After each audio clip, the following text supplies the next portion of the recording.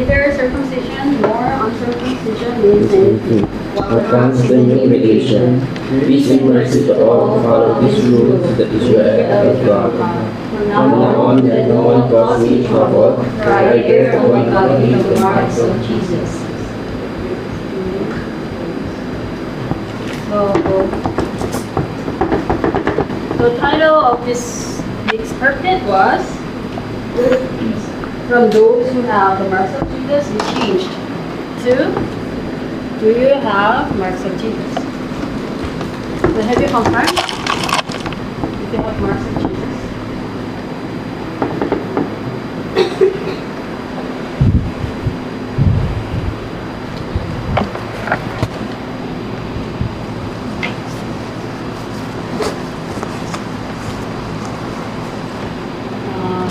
For us to be able to see why we need the marks of Jesus, before we confirm whether we have marks of Jesus or not, we have to see, do we need?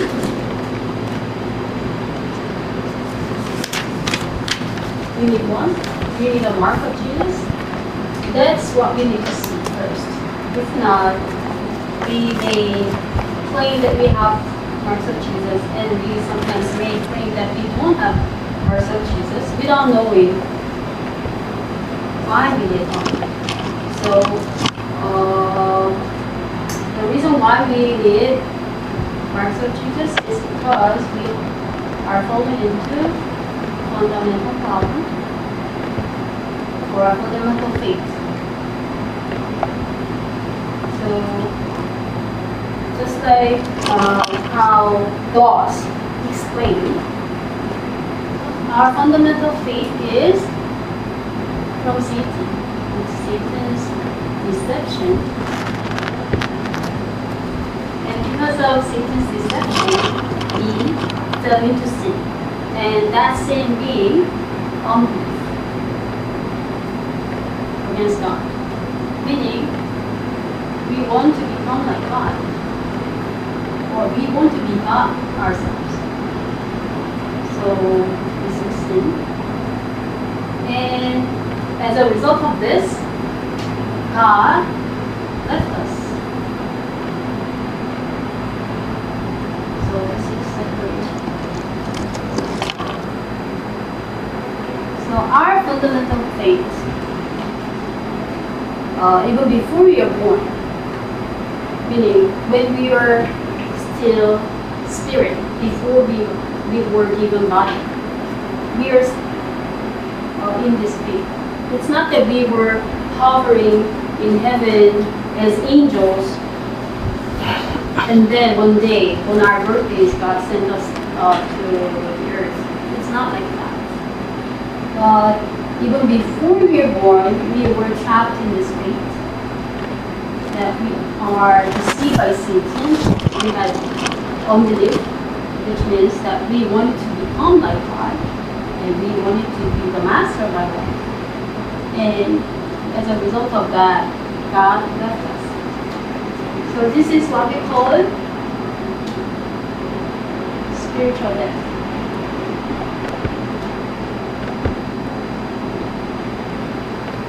Then, because of this, we are disconnected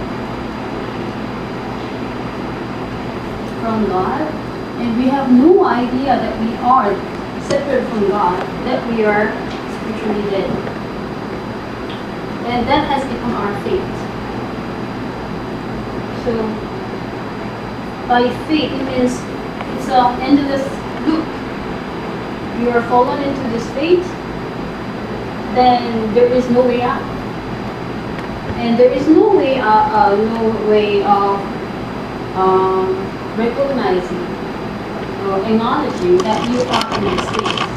So we were to die in this faith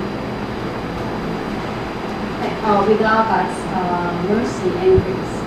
But God has chosen us to be saved even before creation, and God has given us life in Christ.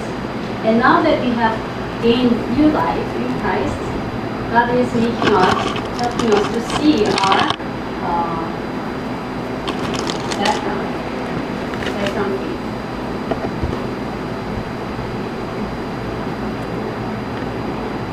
We might think, oh, before I met DtoN Church, I lived a good walk of faith, even without knowing background faith. But people, and you might wonder to yourself, why is it that after meeting DtoN Church, that we are experiencing so many problems, that the kinds that you have never experienced before, or the kinds that you didn't want to recognize before. So first of all, we have national background, and I'll share mine because mine is different from yours. So as you well know, Korea has this long history. They say it's 5,000 years. And during those 5,000 years, our nation was attacked and invaded by a lot of nations. So there were so many invasions, and lastly, we had colonization from Japan. So, like as far as I remember, or as far as I am taught, in Korean history, there is no case where Koreans are the ones who attacked others first. Not that I heard of or study about, but it's always the strongest nation around our nation, which is mainly China. Like there were so many different invasions throughout history, and as you well know, our nation is like, how do you call that? Bay. Our nation is like this, so they will come attack us, but there is no way we can run to. There is no place where we can go run to. This is Japan, so all they had to do is to just defend themselves. So while as a nation, we collectively think that we have been done wrong, meaning we think we are victims. So we have victim mindset. So even though it's long been since Japanese left our nation after ruling our nation for 36 years, we still have these grudges against the Japanese, and I don't see that in like these days MZ's generation, but like in my generation they have these grudges, like groundless grudges. They have not been done wrong. They have not been done wrong by Japanese or whatsoever, but because they heard so many stories from their grandparents or their parents or in the media, they talk about how these Japanese are saying senseless things about our history. That's why we have this mindset, oh, Japanese are wrong. They are bad people. So we have such a mindset. And in my regional background, you have heard of this many times. I come from a place called Jeolla, and they are mostly liberals, meaning they were underdeveloped due to some reasons, because of the people who came in power were not from Jeolla province. This part of the nation was not really developed much, and they were less privileged. So all those people in power, they gave a lot of privileges to their own regions, but not here. And as Elder Joe explains, it used to be on exile. So a lot of people from different parts of the nation were sent here because they have done something wrong in the face of the people in power at the time. So I studied a little about the exiles and all, and like because of this exile, because it was a place of exiles, many people from different parts came and settled down in this Jeolla province. Meaning, people from different parts of Korea who are smart and who are talented enough to be able to have a position in government, but they were sent to exile because they were not able to comply with the power, those in power. So they have these deep yearnings. Actually, this can be translated into spirits, like the spirit of deep yearning. And this is translated to art. So many people in Jeolla province are found to be talented when it comes to artistic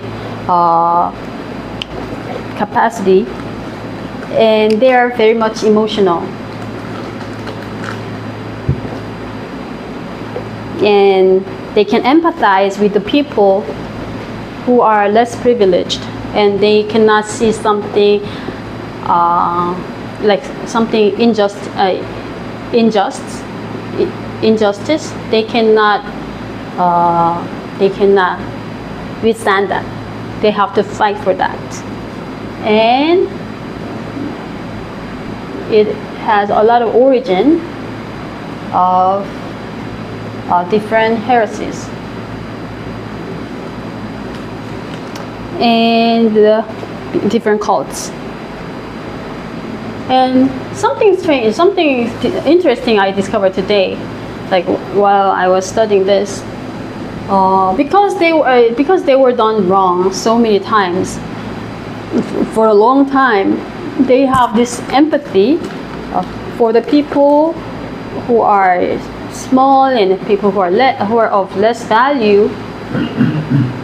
But there was this issue of slavery in Korea recently, in modern age. Like because it's an island, the Jeolla province includes a lot of different islands, like 1,000. We have a lot of salt pond, but usually the salt pond is where the islands are, and people, Jeolla people or some other people maybe, they would like recruit people from different parts of Korea, like people who are mentally retarded who are looking for jobs. They would say, "Oh, I will introduce you to a good job, so you'll have this much pay, and you'll be provided with housing and food." So that's how they will recruit people to salt pond. And then the ones who introduce them to the salt pond will get paid by the salt pond owners. Basically, they are selling them as slaves. And these people who are sold as slaves would not be paid for many, many years. They're just fed and they're just given housing, shabby housing. And their food is not even nutritious. So all of those people are very skinny, and they are beaten up all the time. So these people have tried to run away from the salt pond multiple times, but whenever the townspeople see them running away, then they would call not the police, but they would tell the neighbors to stop them from running away. So they would be brought back, and they would be beaten up again, and then they will have to endure all the agony. So this was brought to light maybe 2000 something.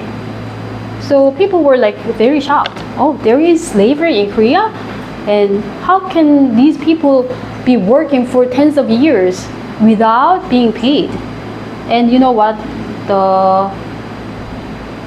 when they were brought to court, when the owners were brought to court, the judges were like, oh, it's a what do you call that, culture or custom that has been done for so many years, so we need to give a little bit of consideration for the owners. That's why the owners were not sentenced to they were not sentenced to any terms in jail, so they were favored. And in a sound mind, how can a judge base their judgment or sentence on the customs from the region? So like it's very, they have dual standards, right? They have been done wrong and they have this yearning, or they have this salty emotion against those people who have done wrong to them, but they are themselves doing wrongs to the people in this modern age. And they say that there are still slaveries in Salt Pond, because we cannot go around and see all those 1,000 islands. We cannot find them, but that's what they say. And family background.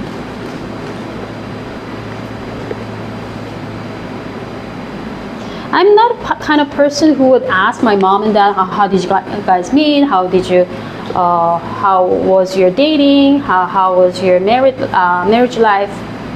I didn't ask them. I mean, I think I asked them when I was young, but like there's enough Christian in my life,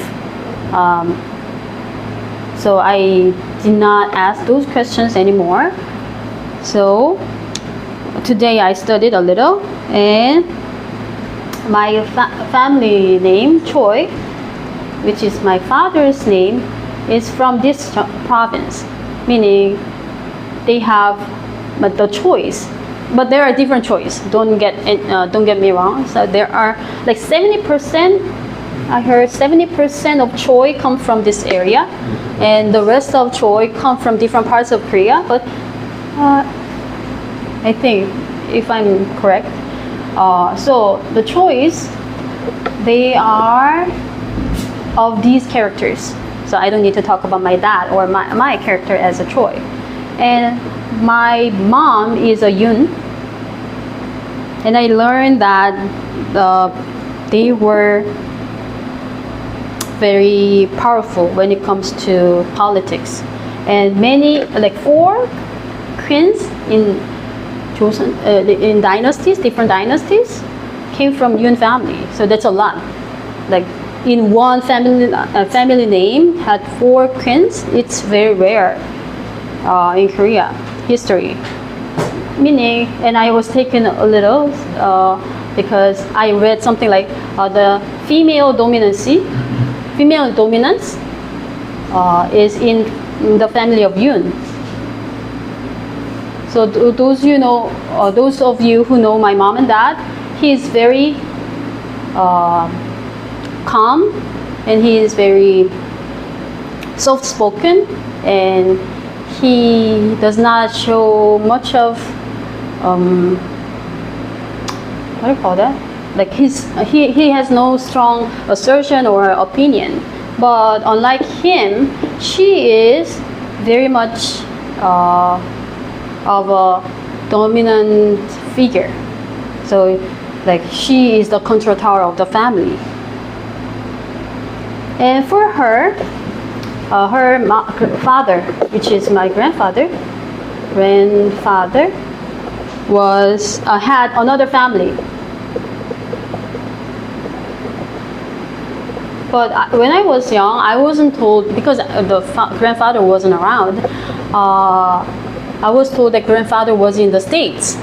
But later on, I came to know that it was a lie. It was to package the ugly history of our family. So he had another family, and my grandmother had to raise up the children of the another family for some time. And like only this week, only last week, this week, I came to think of this. My mom is having an affair. I had an affair. I don't know if it's true or not, but she's not in denial, so I guess it's true. But she had an affair. So only last week I thought, oh, my grandfather used to have that kind of problem. And I believe my mom, she must have been hurt a lot by that kind of father because there was no father figure. But then now she's in her 60s or 70s, but she could not stop herself from having an affair. So I was like, true, this is not only running in the family, but the spiritual state is not changing at all. And when I think of me, I'm not having an affair, but oh, you think I am? Maybe right. I'm not having an affair, but I see myself as having vicarious. You know what this means? Satisfaction? Vicarious? You don't know? You feel satisfied by looking at someone who's doing something that you want to do. Vicarious. So what I do is I'm not into K-drama these days, but sometimes I would be so obsessed by these K-drama characters. So I would fantasize. It's not something that I want or something that I'm after, but it's happening in me automatically. And I would dream something. Like last week, I dreamed of me hugging someone else than Pastor Sam. So I was like, oh, why am I having such a dream? So, I connected that with this. Maybe even now, I'm not showing it because maybe I'm oppressing it because I know it's wrong. But I have the same kind of spiritual state. So it's something that I cannot keep myself away from. So I was like, indeed, I have this family background. And not only do I have this from my mom, but I also have parental background. I'll talk about my mom first. So from mom, I thought, I don't want to live like her. I don't want to resemble her. I will live differently.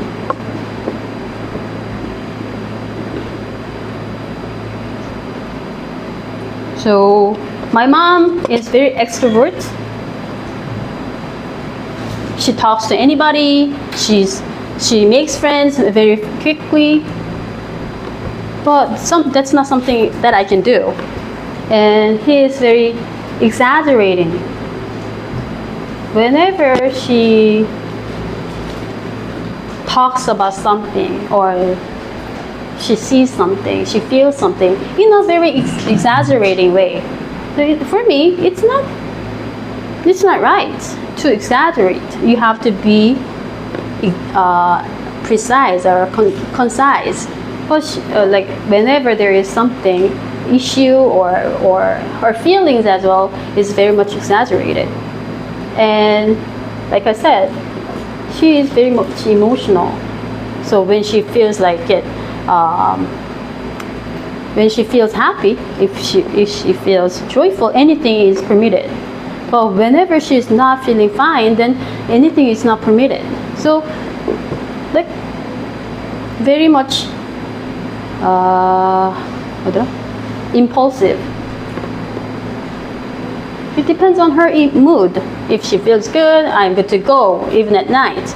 If she feels bad, I need to come back home. And there is no such thing as planning in her life. Nothing like that. But this morning when I was organizing this, because I am actually not organizing this for this message only, but I am like thinking, and I've been thinking about organizing this because I am transcribing Jeju messages that has no translation, so the message is very long and the examples are even more precise. So I am transcribing them, and I came to think, and there are many things that reminds me of my life. So I wanted to organize my life. And this morning, like I was working on this, and this is exactly how I am, like ISTJ. I was very much surprised. This is my MBTI. I'm introvert, and I'm very much sense person. So I don't trust anything but my sense. What I can see, what I can hear, what I can prove, that's what I trust. That's where I base on my judgment. And I am all about thinking. Like emotion plays no role in me. Even though there are deep down emotions in me, but I'm like, oh, if you base your decision on your emotion, you end up like mom. So intentionally, I think, or even unconsciously, I'm trying to be not like her. And she has no plan at all in spending, in time planning. So I didn't want that kind of life in my life. So I have become very much judging. So planning is very much important. Having backup plans should be done every time before I begin something. So I'm like, wow, this is how this national background, regional family, parental background has what do you call that? Has molded me until now, and I'm not free from that. And for my dad,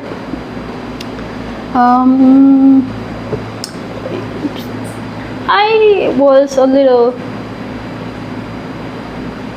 sorry for him. I felt pity on him. I don't know why, but like whenever I look at him, I thought, oh, if he had been born in a different time and in different family, then he would have made it better. I would always think that, because everything he did failed. His business and even interpersonal relationship, he's not really good at that. He's very soft-hearted, very tender, to the point that he would lose everything for others. So I always felt he's a good person, but he's not in the right time. He's not in the right place, not right in the family. But this one, the reason why I felt pity on him is like, I think his characters, I mean, of course, as couple, my mom and dad, they were not compatible, meaning they were opposite to themselves. And because he is opposite to my mom, he is more like me, or I am more like him. So the reason why I took pity on him is because he sounds more persuasive to me. My mom didn't make sense to me, but my father sounded more persuasive. And he was, like, on the outside, hardworking. And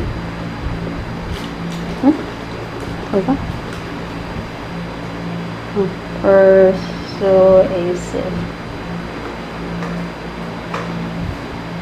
And I think I thought about him that he knew the gospel, or because in a very physical sense or mental level, we can converse easily. I get him and he gets me. And because we are able to connect to each other in that sense, I thought he knew gospel. But without seeing how he is dead, because I'm not able to see how I am dead, I think I wasn't able to give them the right answer. Even though I would nag at them, I would say this and that. I would tell them, oh, you should be in the flow. I can persuade them, I can prove them wrong. based on the word that I listened or heard. But because I failed to see how dead I am spiritually, I failed to see how my dad was dead. And in my developmental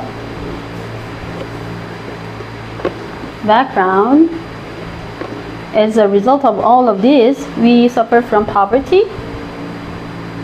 So it's the poverty here I'm talking about is not the extreme cases like we didn't have anything to eat.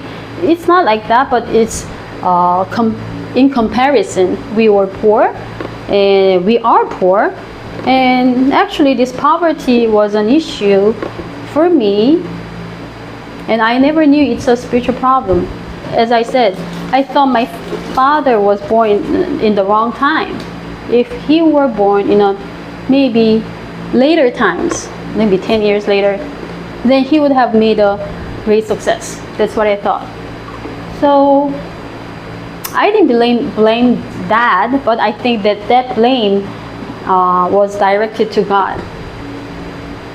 And actually, I came to see poverty is a spiritual problem only when I came to early church. Because when I was here in these poverty issues, I could not see anyone who come out of poverty so easily.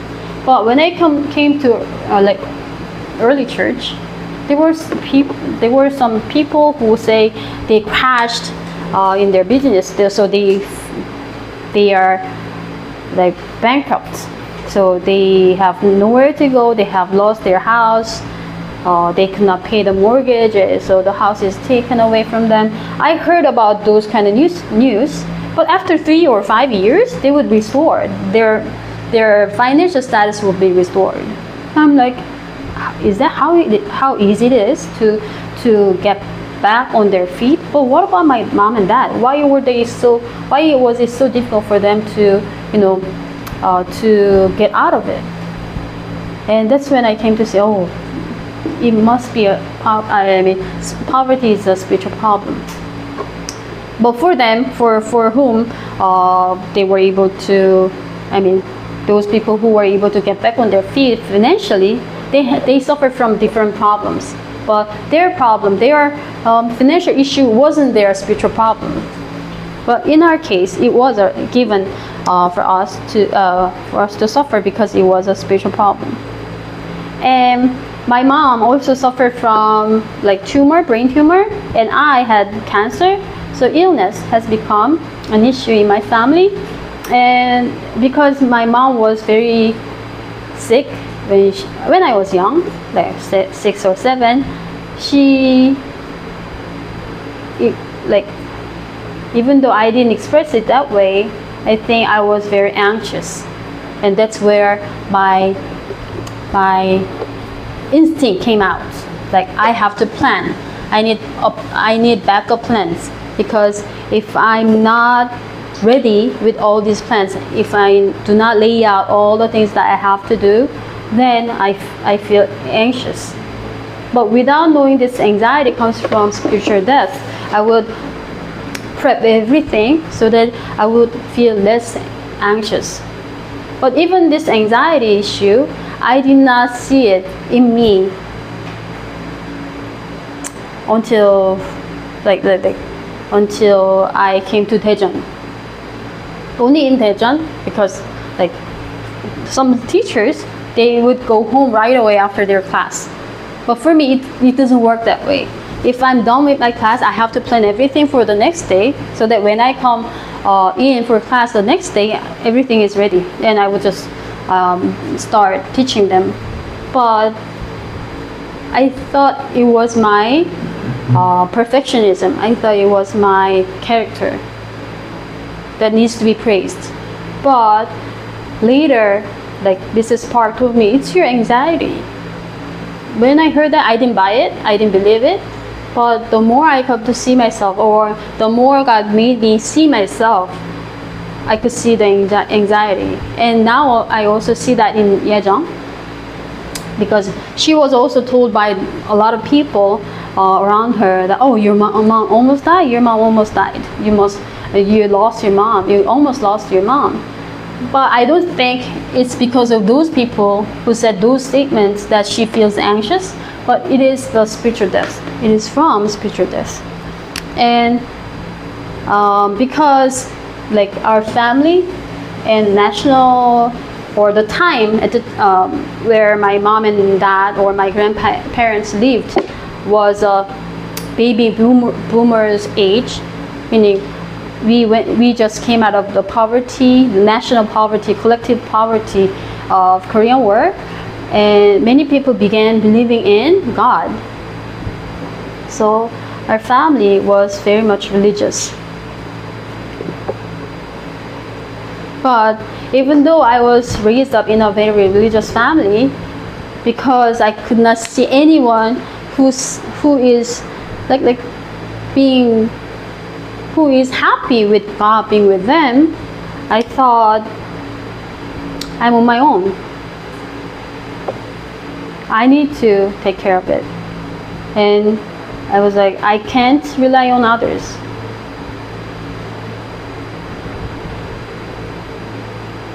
That's what I thought.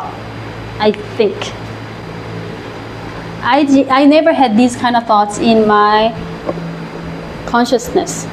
But now that I look back, all the lifestyles, all the emotions, all the strength or the weaknesses that I had was stemming from this.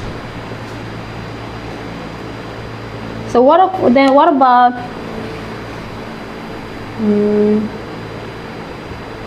rapidity? What is it? Fundamental background and what? Physical? What's that? Repetitive? Whatever the terminology is. Background, or I would say present time.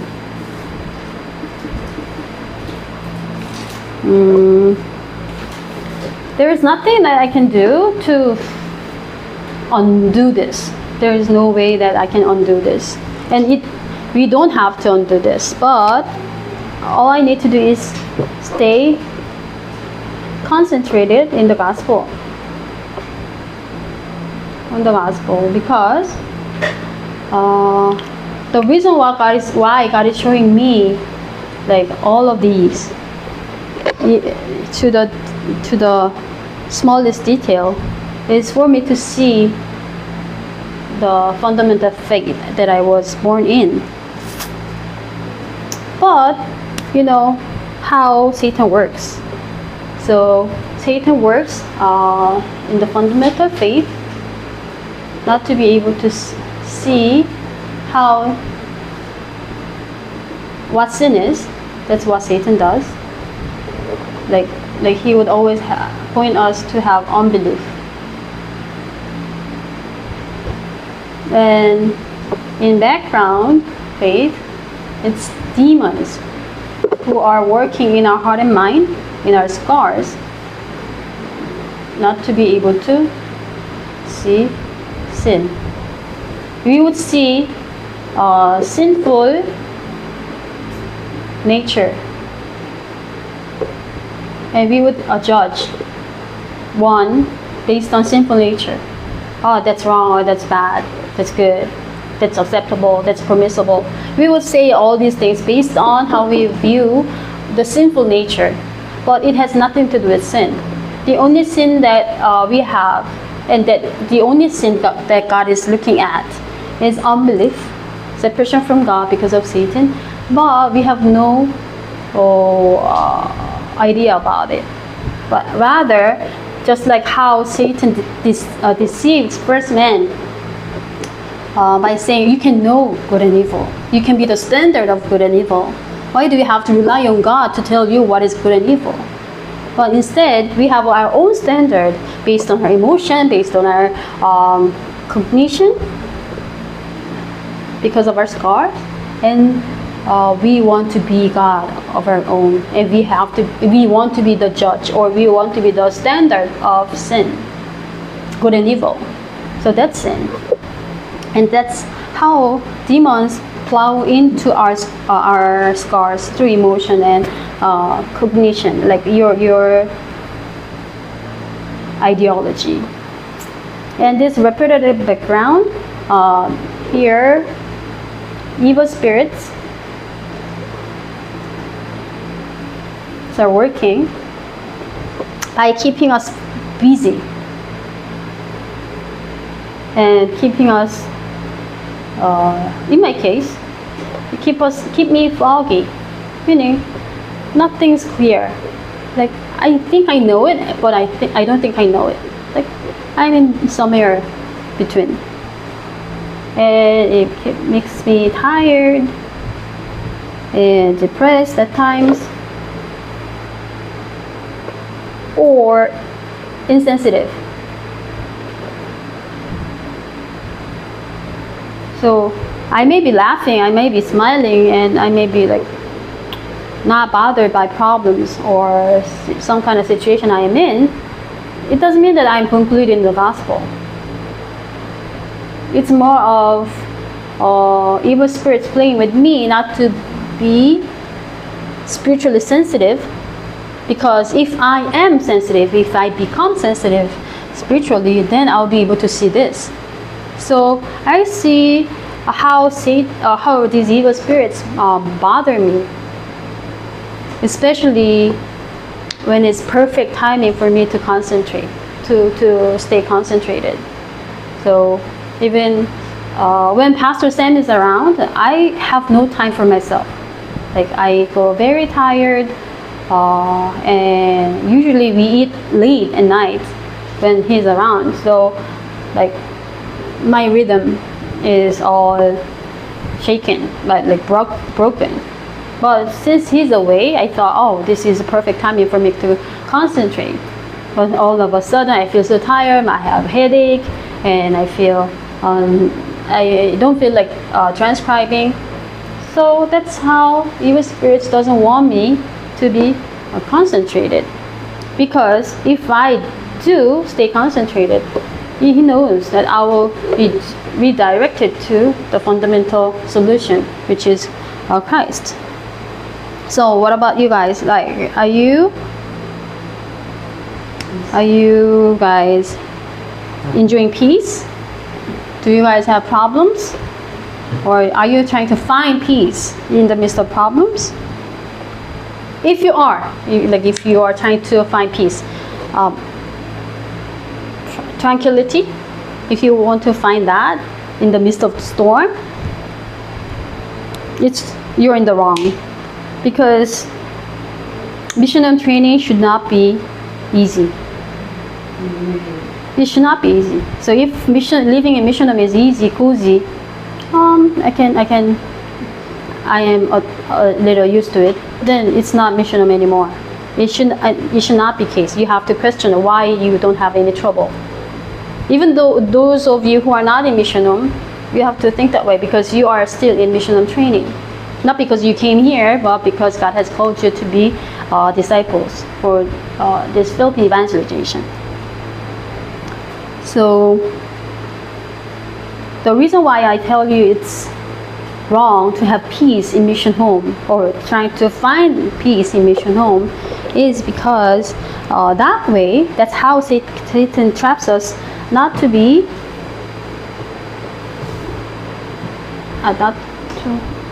enjoy Christ, meaning not to conclude in Christ.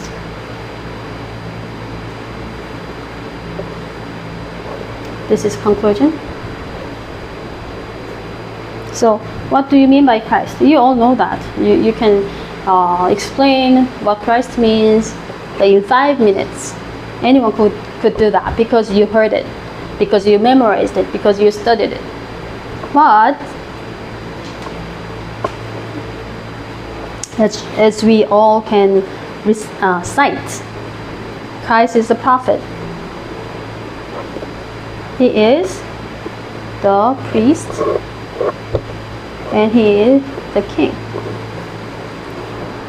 So as prophet, to solve the separation problem, he became the way to meet God. And as the priest, the true priest, he finished the same problems, the unbelief problems, not believing,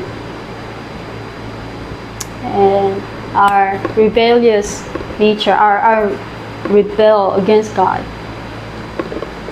And as the king, he finished the power of Satan. He broke down, crushed down the power of Satan, the head of serpent. But we usually have this universal or general concept of sin, concept of Satan. Like, we tend to think that Satan is making us be deceived. He makes us lie. He makes us fall into different vices. As Christians and as people who are even in Darakbang or biblical evangelism movement, we tend to think that we tend to have this universal concept of Satan, something negative, something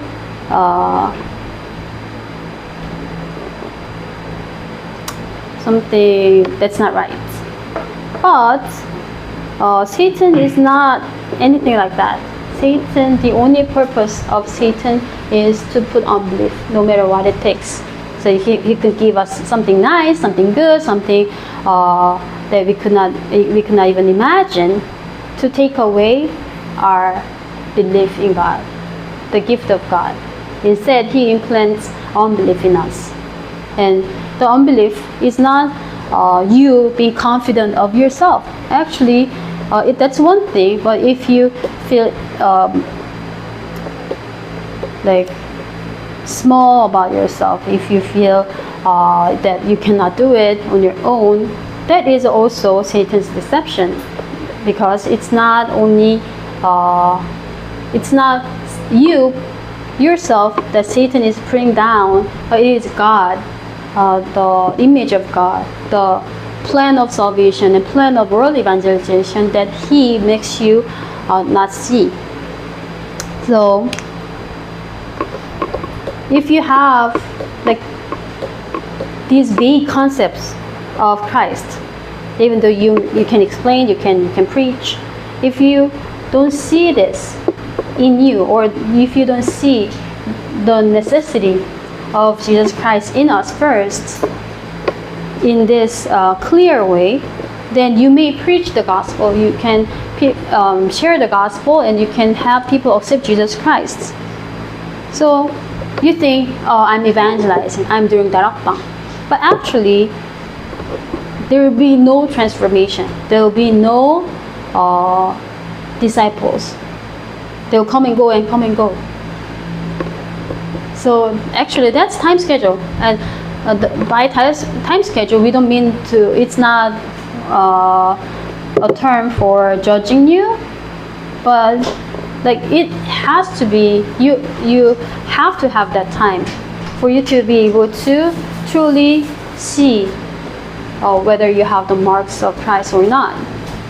So if you, like I said, when I asked you if you are trying to find peace in mission home, if you're already enjoying peace in mission home, I said that's wrong. But that kind of process or time is necessary for you to be able to see this clearly in you. So I hope you could stay concentrated.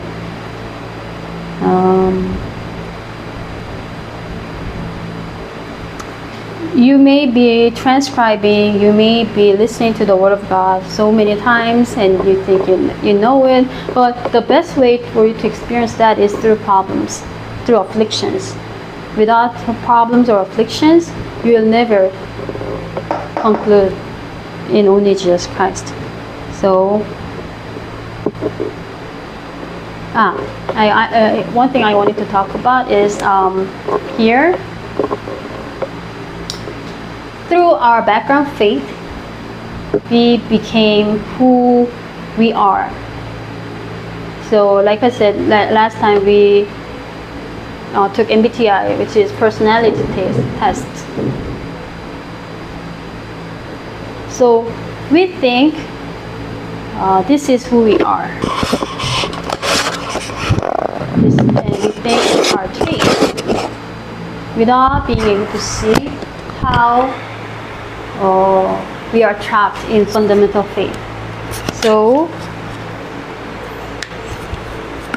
it's important for you to be able to see how demon works in you, in your personality, or in your traits. Only then can you be set free. Even though all these traits may not change, healing or being set free from this background faith doesn't mean that you will change. Like I am ISTJ and now all of a sudden become a different person. It's not like that.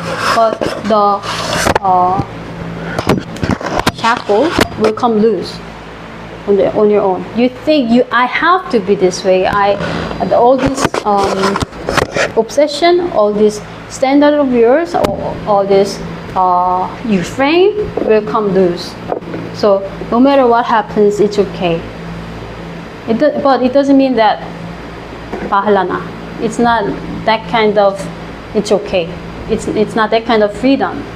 But you will exactly see spiritual facts, seeing spiritual truth. Or truth is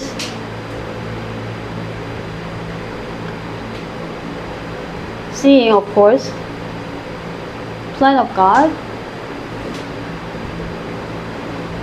but at the same time you have to see Satan's scheme.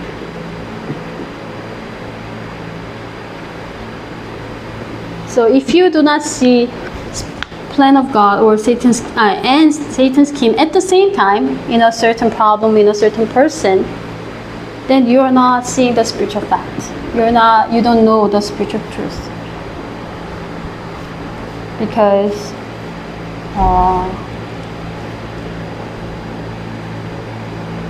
even though you may see Satan's scheme, oh, this is how Satan is trying to deceive me. Oh, that's how these demons have been working in me. Oh, this is why how the evil spirits are tormenting me right now. If you don't see absolute plan of God behind that, then you're just being afflicted. You're just being tormented. And if you are like, oh, I see the plan of God, there may be plan of God here. Everything happens for a reason, and there is a cause for everything. It comes from your positive mindset. But if you say that's the plan of God, then you are being religious and insensitive. So the seeing spiritual facts is to see Satan's scheme and plan of God at the same time. So I hope you can see this within yourself first before seeing it or talking about others. And actually, after seeing this or after organizing all of this, I am being even more grateful because now I see how my past and how my present time and how the meeting with you, how my the problems that I'm going through right now is given to me for me to be able to see this so that I could conclude in only Christ. So I am really grateful that God is working in me through problems, and I pray that I would be able to, or God would be able to change me to a vessel that He could use me for world evangelization. So remember, all of these are it will be the marks of Christ.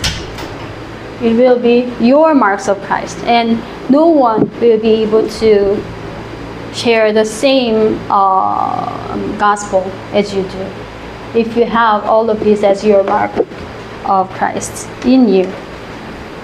So let's pray. God, we thank you for calling us as child of God through Christ. And God, thank you for also calling us into this stream so that we may not just end up in heaven when we die, but we may enjoy heaven while living on earth. And God, we thank you for allowing us a lot of problems in our life. We want the problems gone. We want the problems fixed. But actually, we know that behind the problems is God's plan for us to be able to see how Satan, demons, and evil spirit have been working in our life, and how persistent God's grace has been until now, even before creation. And Lord, help us look ourselves, look at our family, look at our background in a spiritual eyes, so that all of those are God-given marks of Christ in us. And may we be the unique person who can share this unique gospel, unique answer to those people who are suffering from unique problems.